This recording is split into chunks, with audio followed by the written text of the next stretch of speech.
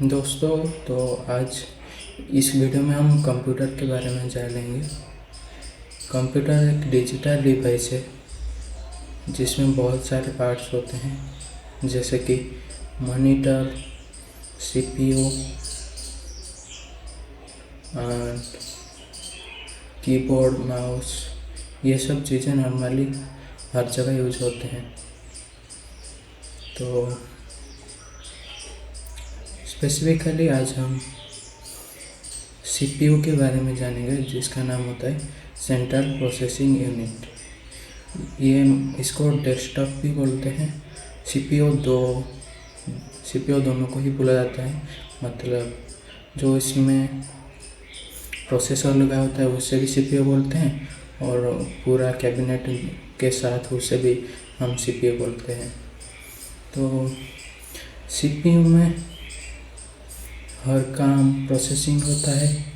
तो जो हमें प्रोसेसिंग का काम है वो डेस्कटॉप करता है। तो आज हम डेस्कटॉप के अलग अलग पार्ट जानेंगे। तो डेस्कटॉप में एक होता है कैबिनेट, जो केस होता है, और एक होता है पीएसयू, पावर सप्लाई यूनिट, जो कि रिक्वायरमेंट के हिसाब से पावर हर जगह डिस्ट्रीब्यूट करता है। और उसके बाद है मदरबोर्ड जो है ये भी पावर डिस्ट्रीब्यूट करता है और यूजर इंटरफेस प्रोवाइड करता है। तो ये मदरबोर्ड हर एक मतलब पावर सप्लाई और मदरबोर्ड दोनों ही पावर सप्लाई करते हैं, लेकिन मदरबोर्ड का काम थोड़ा सा यूनिक होता है। तो उसमें जो ग्राफिक्स कार्ड या फिर प्रोसेसर लगे हैं उनको ये पावर रेगुलेट करता है। और इसमें भी कुछ पार्ट्स हैं जो सर्किट को बनाए रखते हैं। तो ये है मदरबोर्ड। और मदरबोर्ड के बाद आता है सीपीयू जो है सीपीयू सेंट्रल प्रोसेसिंग यूनिट है।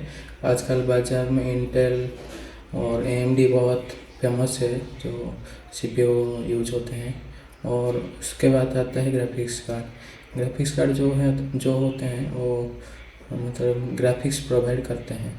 तो आप सब गेम खेलते होंगे तो वहाँ पे ग्राफिक्स कार्ड यूज होता है।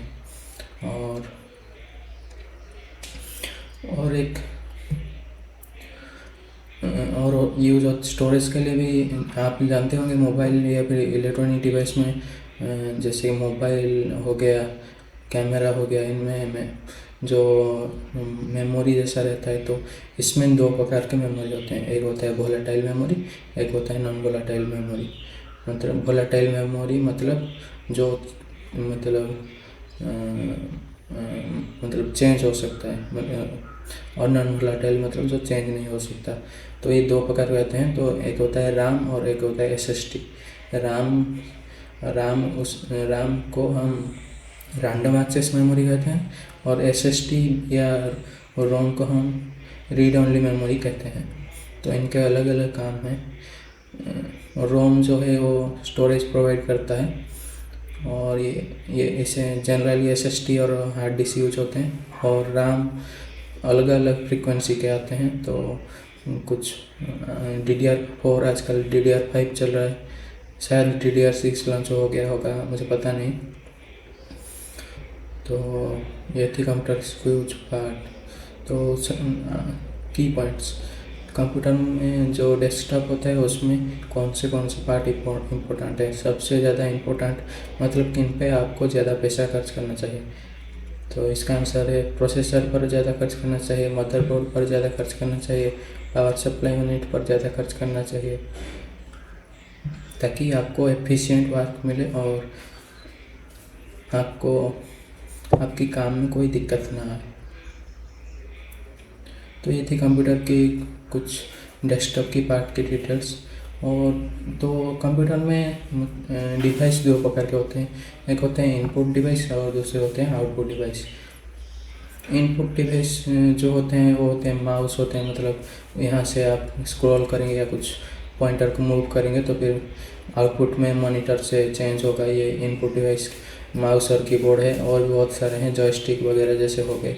और आउटपुट डिवाइस है मॉनिटर। मॉनिटर जो है वो आउटपुट डिवाइस है जो कि हमें शो होता है, और प्रिंटर भी एक आउटपुट डिवाइस है। और प्रिंटर को आप इनपुट डिवाइस पार्शियली बोल भी सकते हैं, क्योंकि वहाँ से हम स्कैन करते हैं ना, तो जो डॉक्यूमेंट होता है, तो ये सब है। और मैं आपको एक चीज़ और बताना चाहूँगा कि अगर आप कंप्यूटर सीखना चाहते हैं तो आपके लिए कंप्यूटर हार्ड नहीं होगा, ये बहुत ही ईजी होगा। बस आप जैसे मोबाइल चलाते समय आप एक्साइटेड होकर कुछ नया जानने के लिए या फिर क्लिक करके चेक करते हैं, तो ऐसे ही बस आपको कंप्यूटर में कुछ टाइम ऐसे क्लिक करके चेक करना है और आपकी हैबिट बन जाएगी और ये आप आसानी से कर पाएंगे।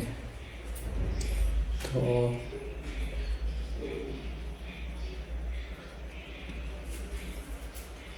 ठीक, आज के वीडियो में बस इतना ही, रुकता हूँ।